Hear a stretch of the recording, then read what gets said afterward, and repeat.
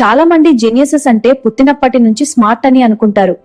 కానీ నిజం ఏంటి అంటే జీనియసెస్ వాళ్ళ బ్రెయిన్ ని స్టడీయింగ్ ని లవ్ చేసేలా ట్రైన్ చేసుకుంటారు. ఈ వీడియోలో మీ బ్రెయిన్ ఎందుకు చదువుని అవాయిడ్ చేస్తుందో ఎక్స్ప్లెయిన్ చేస్తాను.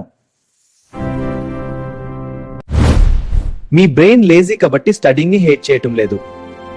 చిన్నప్పటి నుంచి మీ బ్రెయిన్ స్టడీయింగ్ ని స్ట్రెస్, ప్రెషర్, డెడ్ లైన్స్ తో అసోసియేట్ చేసింది.